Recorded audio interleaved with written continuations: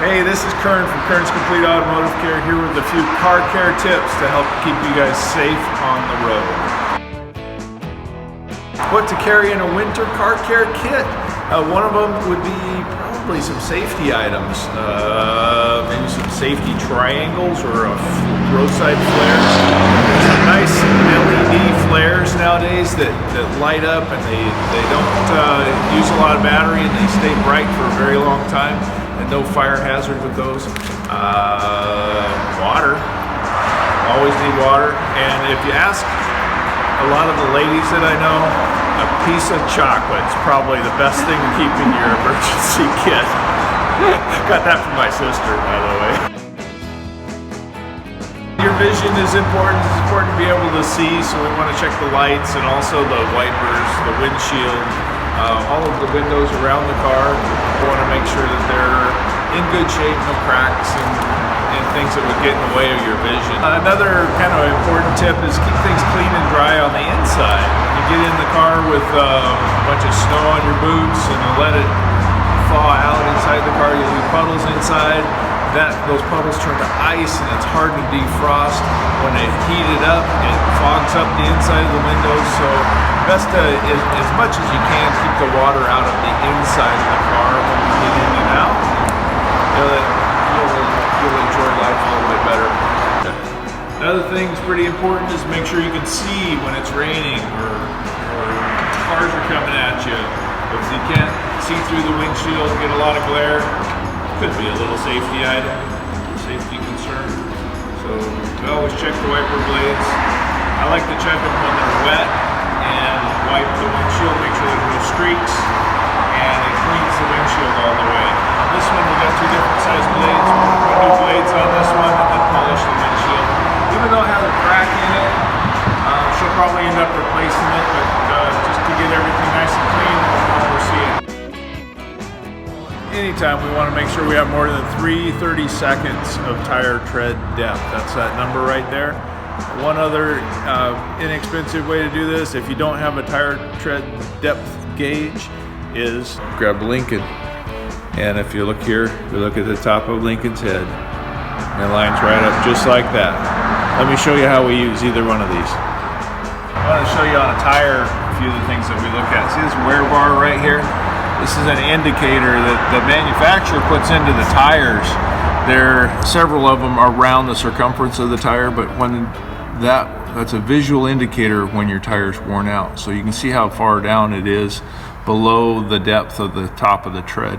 When we measure the tread depth, we want to measure beside that or somewhere other than that. If you measure right on top of that, it would show that you have a bad tire. So we go down a little ways, we check the tread depth. On this particular tire, it shows, if you can see that in the deal there, it's 5/32. So it's got a little bit of life left in it. I'd be okay driving it. You know, brand new tires would certainly help your traction, but not necessary at this time. Here's the Lincoln. Show you how that works. If you flip him upside down, this is 3/32 from the edge of the penny to the top of his head. So if you put that into the tire and you see the top of his head when you're pushing that into the tread, it means your tire tread depth is too low. Time to change your tires. If you can see the top of his head when you push that in there, it's not got enough tread to work real well. So if you, like this one, we put it in there, you can see his head's kind of buried into the tire. Got 5/32 of tire tread depth.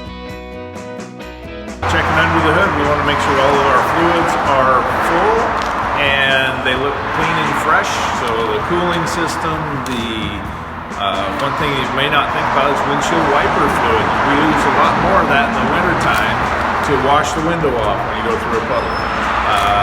Engine oil's got to be full, and power steering fluid if you have it, brake fluid. Make sure that all of the fluids are in good shape and there. So those are things we check for.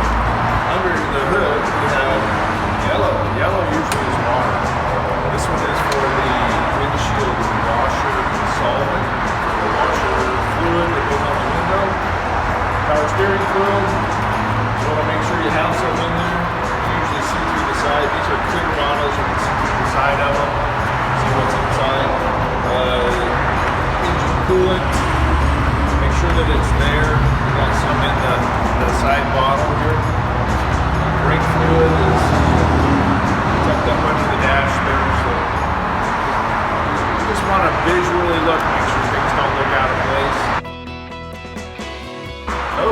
Somebody asked me about keeping a full tank of gas. I think the biggest advantage to having a full tank of gas is you don't have to worry about getting stuck somewhere. That's not on your mind. I usually have at least 3/4 of a tank of gas when I get home at night, so that I'm ready to go the next morning.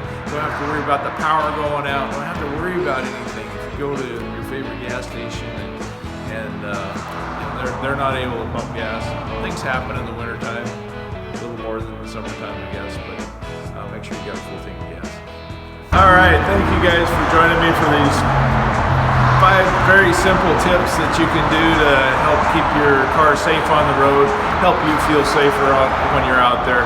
If you need any help with any of that, give us a call. Kern Dealer, Kern's Complete Automotive Repair, 253-538-1441. And hope you all keep safe out there on the road. And